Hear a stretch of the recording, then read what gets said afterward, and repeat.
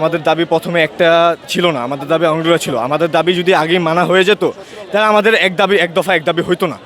আমাদের এক দফা এক দাবি হয়েছে লাস্ট পর্যন্ত, যখন আমাদের দফাগুলো মেনে নেওয়া হয় নাই।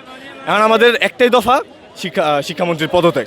কারণ একটা শিক্ষামন্ত্রী যদি এভাবে একটা ভুল ডিসিশন নেয়, আমাদের মাত্র ইলেকশনের 6টা মাস গেছে, এখনও আমাদের আরও 4.5 বছর বাকি আছে। সামনে যে ভুল কোনো ডিসিশন নিবে না, এটার কোনো তো গ্যারেন্টি আছে? নাই, আমাদের কোনো গ্যারেন্টি। এই প্রথম ভুল ডিসিশন, এটার মধ্যে আমাদের ডিসিশন নিতে হবে যে আমাদের কী করা লাগবে, কী করা লাগবে না।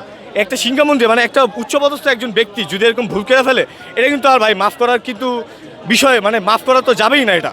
কারণ এটা সরকারি একটা পলিটিক্সের একটা বিষয় আছে, যে এটার মধ্যে বড় বড় সিদ্ধান্ত একদম ভাবের চিন্তা নেওয়া যায়, সে মিটিং করে নিয়ে যেতে হবে। উনি একজন 2024 সালে যেরকম আমাদের স্বৈরাচারী হাসিনা যেরকমভাবে ডিসিশন নিয়েছিল, নিজের ডিসিশন চাপাই দিয়েছিল, উনি সেরকম করছে। এখন ওনার সেই সিচুয়েশনটার কারণে আমাদের উপরে চাপাই দিচ্ছে। আমাদের শিক্ষার্থীরা ভিজে পরীক্ষার মাঝখানে গেছে, সাথে পরীক্ষার মাঝখানে। মিরপুর 10 নম্বর থেকে আমরা আজকে আসছি এখানে আন্দোলন করার জন্য। আমাদের মিরপুরের যত কলেজগুলো আছে, সব কলেজগুলো একসাথে আবদ্ধ হয়েছি, কিন্তু আমাদের ছাত্র কম, কিন্তু আমাদের মনোবল অনেক বেশি। আমরা সবাই ছাত্ররা এক হয়েছি, আমরা বাংলাদেশের সব ছাত্ররা এক হয়েছি। এটা আমাদের মনোবল হচ্ছে আমরা সবাই মিলে একত্রে শিক্ষামন্ত্রীকে পদত্যাগ করাবো। এটাই আমাদের এক দফা এক দাবি। গতকাল যারা রাজপথে ছিল, তারা ছিল মানিক মিয়া এভিনিউতে সংসদ ভবনের সামনে। তাদের অবশ্যই তাদের প্রিপারেশনের মধ্যে, আবার তাদের পড়ালেখার মধ্যে অবশ্যই ব্যাঘাত ঘটছে।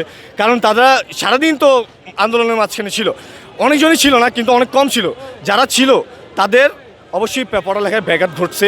তাদের জন্য আমরা সবাই দোয়া করি যাতে তারা আল্লাহর রহমতে যাতে পাশ করে যাক, যাতে আল্লাহ ভালো রেজাল্ট করুক, যাতে তারা সফল হোক। আমরাও নিজেরাই আজকে প্রথমবার আন্দোলনে নামছি, কারণ কালকে আমরা নামতে পারি না। কারণ কালকে আমরা মেইনলি আমাদের প্রিপারেশনটা একটু কম ছিল, তার কারণে আমরা পড়ালেখার কোনো ব্যস্ত ছিলাম, তার কারণে আমরা নামতে পারিনি। কিন্তু আজকে আমাদের পরীক্ষা শেষের পরে আজকে আমরা সবাই মিলে মিরপুর 10 নম্বরে গোল চত্বরে সবাই একসাথে আবদ্ধ হয়েছিলাম। আমরা শিক্ষামন্ত্রী পদত্যাগ না করলে আমরা রাস্তায় নেমে থাকবো। আমাদের নামাতেই হবে। আমরা যতদিন পর্যন্ত নামবে না, আমাদের শিক্ষার্থীরা বিশ্বে কোনো হিস্টোরি নাই যা এখানে শিক্ষার্থীরা হার মানছে। শিক্ষার্থীরা হার মানবে না, শিক্ষার্থীরা হার মানতে পারবে না। শিক্ষার্থীরা রাস্তায় নেমেই থাকবে, রাজপথে নেমেই থাকবে। শিক্ষার্থীরা কারোর কাছে হার মানবে না। আমাদের এক দফা এক দাবি থাকবেই।